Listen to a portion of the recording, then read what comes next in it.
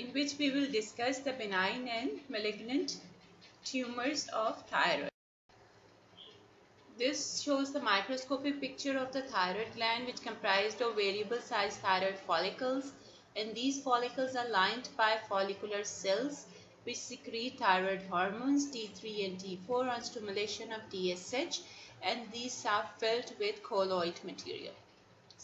Surrounding these thyroid follicles are parafollicular cells which secrete calcitonin. Thyroid cancer classification is according to cell of origin. Follicular epithelial cells which line the follicles, the tumors are further into differentiated thyroid cancers like papillary and papillary variants and follicular cancer. And poorly differentiated thyroid cancer like insular, which was previously called insular carcinoma, or undifferentiated thyroid cancer of anaplastic thyroid carcinoma. Second cells are parafollicular cells which secrete calcitonin, and medullary carcinoma arises from those cells. There are papillary carcinoma is further divided into variants like classic papillary carcinoma, papillary microcarcinoma if the size is less than 1 centimeter, encapsulated variant, follicular variant. Aggressive variants are diffuse sclerosing variant, tall cell variant, and columnar cell variant. Follicular carcinoma further divided into classic follicular carcinoma and Hurther cell variant. Risk factors include exposure to radiation in childhood. That is the most common cause, like increased risk of well-differentiated cancers like follicular and papillary carcinoma. If the person is exposed in childhood to radiations, and latent period is 3 to 5 years. Risks remain apparent even after 40 years.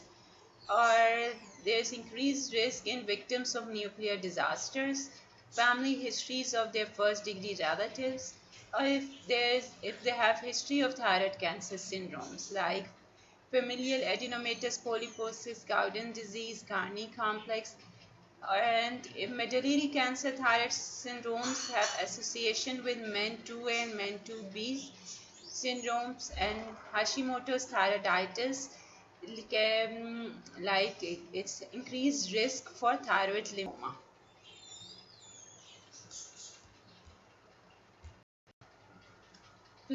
Thyroid presentation is mostly a thyroid solitary nodule, or it could be incidental finding. Increased suspicion of malignancies if there is increased rapid growth in a solitary previous nodule, and the nodule is firm in consistency, fixed to the overlying and underlying structures, or there is vocal cord paralysis, dysphagia, or cervical adenopathy. Advanced cases presents with airway compromise, hoarseness of voice, pain, weight loss, and respiratory distress. Diagnosis of thyroid cancer on laboratory findings are usually CBC, RFT, LFT, serum TSH levels, and thyroglobulin T3 and T4, which shows the thyroid status of a patient, like if it's hypothyroid or hyperthyroid. Serum calcitonin is raised in medullary thyroid cancers. Cervical or neck and ultrasound, which detect solitary thyroid nodules. Ultrasound-guided FNSC for both palpable incidental findings is 100% sensitivity and specificity is 67%. Positive predictive value is 87% and negative predictive value is 100%. Limitations is the inability to distinguish between follicular adenoma from follicular carcinoma and follicular variant of papillary thyroid carcinoma, because the difference between the adenoma and the carcinoma is on the capsular invasion, not on the morphology. Capsular and vascular invasion is the criteria, so FNA does not differentiate between is it a carcinoma or a adenoma. CT scan and MRI generally not recommended because the use of iodinated contrast which hamper the radioactive iodine thyroid. The differentiated thyroid cancers, follicular cancers, and papillary thyroid cancers are the most common. Almost 90% of the thyroid cancers are follicular and carcinoma or a papillary thyroid carcinoma, in which the most common histology is the papillary thyroid cancer. Papillary thyroid cancer has a characteristic morphologic features consist of orphan NEI nuclei, clearing of the nuclear cytoplasm, which is a fixation artifact due to fixation with formalin, and it's named after an orphan lady called who was blind, and there are pseudo inclusions or grooves, which we will discuss in next slides. Follicular carcinoma comprises of follicles with scanty cytoplasm and with scanty colloid material, and the criteria for malignancy is the capsular invasion and the vascular invasion. If it's invading the capsule adjacent or is found within the vessels, and there are criteria for that we will discuss in next slides. Papillary thyroid cancer grossly present as solitary or a multifocal lesions. It may be well circumscribed, even encapsulated, or shows infiltrative, ill-defined margins. Cut surface shows granular to grossly visible papillary pattern with areas of fibrosis, calcifications, and often cyst formations. Papillary thyroid cancer, grossly we had discussed, is soft, firm, and hard to cystic. It could be solitary or multinodular or contain a brownish black fluid. Microscopically, the hallmarks of papillary carcinomas are nuclear grooves, enfoldings of the nuclear membranes, or often NEI nuclei, clearing of the nuclear cytoplasm. Psammoma bodies are also present in 50% of the papillary thyroid cancers. Spread is slowly progressive and less aggressive, and spread through lymphatics to the adjacent cervical lymph nodes. And most common hematogenous spread is to lungs, followed by bone, liver, and brain. Blood spread is less often.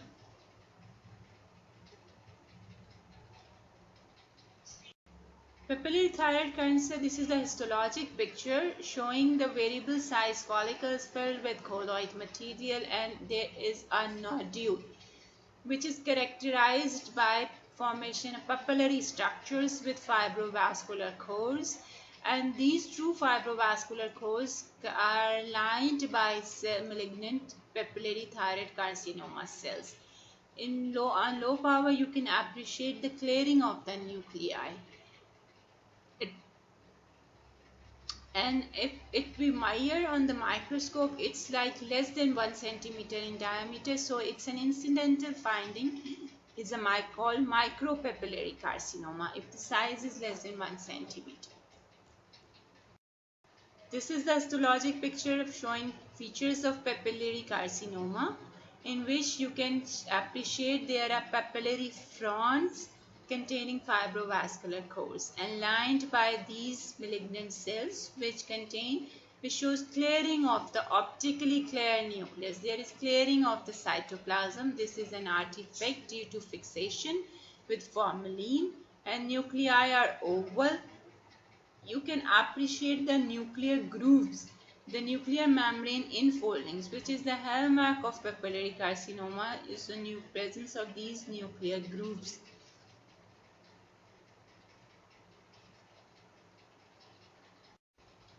This histologic picture shows papillary carcinoma. Of the papillary carcinoma shows pseudo inclusions. In the center, you can see a cell with an inclusion in it. So there are nuclear inclusions which are pseudo inclusions, and the chromatin is granular and dispersed with fine or with clearing of the cytoplasm, and some of the cells shows nuclear grooves. Mitosis can also be seen. This histologic picture shows follicular carcinoma. As we had discussed, the follicular carcinoma is comprised of follicles which contain variable size, either filled with colloid or with scanty colloid. But the hallmark of follicular carcinoma is the capsular invasion. Adjacent capsule. There is, as you can see, there is a mushroom of a tumor cells that invade the adjacent capsule, and they can be seen passing through that capsule to the adjacent thyroid parenchyma, or the presence of the tumor within the vessels.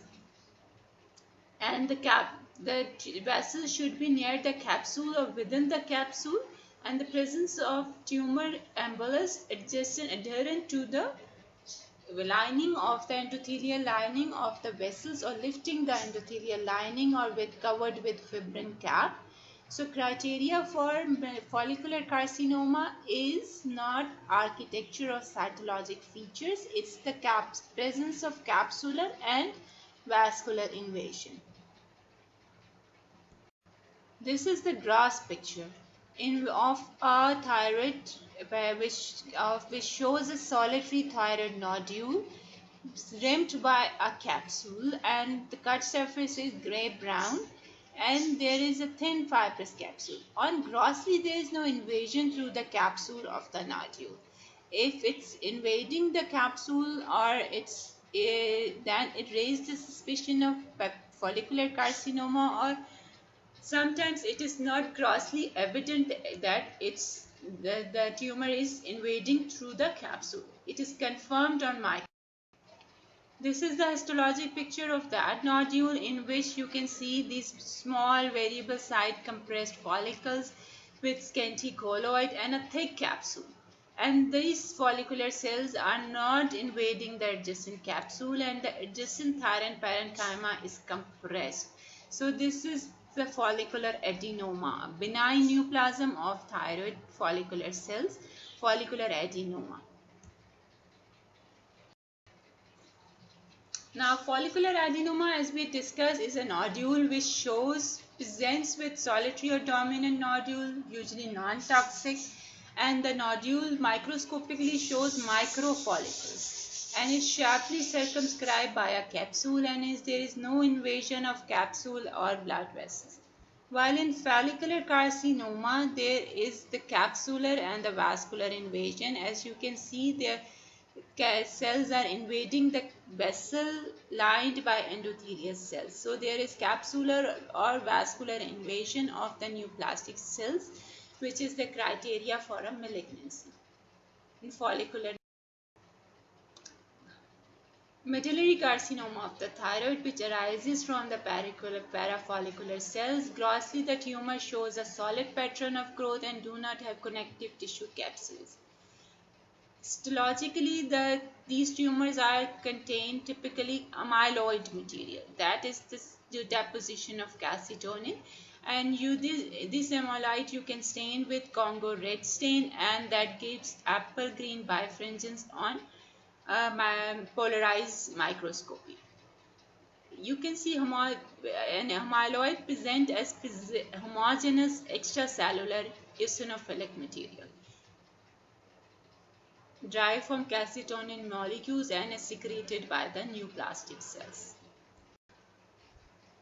Now, this is the hyperview of the medullary carcinoma, in which there are the nest of the tumor cells. Most of the pattern is syncytial tumor cell sheets, in which the cells are pleomorphic and contain prominent nucleoli, and the nuclear pattern is salt and pepper, like neuroendocrine tumors. So neuroendocrine markers are also positive, like synaptophysin and calcitonin.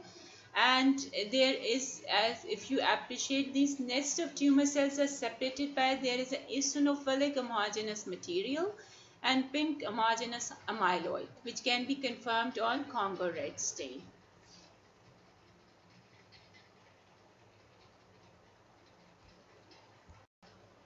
This is the histologic picture of a poorly differentiated carcinoma or insular carcinoma, also called, in which the tumor is in the form of an insular pattern. There are typically nest of tumor cells separated by vessels, and these nest of tumor cells are comprises of the cells with which grooved or reniform nuclei. We'll see on the high bar.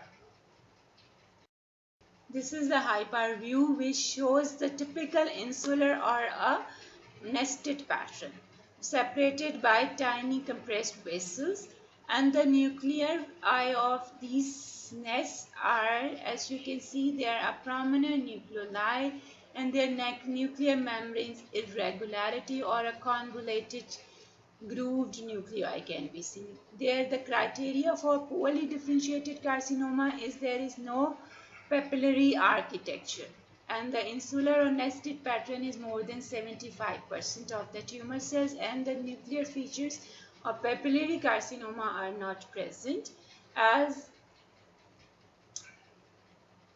as it's the basically it's and you can see mitosis. It arises from the differentiated carcinomas like papillary and follicular carcinoma. Anaplastic carcinoma of the thyroid, it's poorly undifferentiated thyroid cancer. It bears no resemblance to normal thyroid tissue. That's why it is named anaplastic, and which the thyroid cells, you can see any type of cells like spindly cells, scamoid cells, or mitosis giant cells, and there will be no resemblance to the differentiated cars like no differentiation with the normal thyroid tissue. So it's poorly, yeah, it's undifferentiated thyroid cancer. Anaplastic tumor which shows cellular and nuclear variation in size and shape. There is pleomorphism and tripolar. You can see abnormal tripolar spindle shaped mitosis, and with the cells are pleomorphic and extremely bizarre with some with prominent nucleoli, and you can see giant cells and abnormal mitotic figures. Prognosis of a patient depends on its histologic classification, as well-differentiated carcinomas have a better prognosis like papillary carcinoma or follicular carcinoma as compared to the undifferentiated anaplastic carcinoma or a poorly differentiated carcinoma, or age or gender of a patient, and primary tumor size. That is the like it depends on prognosis of a patient depends on tumor size, and staging is also depends on size of the tumor. Multifocal or extrathyroid extension, or there is lymph node distal metastasis, or radioactive iodine concentrating ability. TNM staging depend on the tumor size. Like it's limited to the thyroid or less than 1 centimeter less, it's T1. And if it's less than more than 1 centimeter and less than 4 centimeters, T2. And more than 4 centimeters is T3. And if it's beyond the capsule or crosses the capsule, then it's T4. Management of a patient is surgery. Primary treatment, total thyroidectomy is preferred. Complications can arise like recurrent laryngeal nerve injury, hypoparathyroidism, and if the parathyroid glands are removed, injury to the vagus nerve, spinous accessory nerve, or superior laryngeal nerve.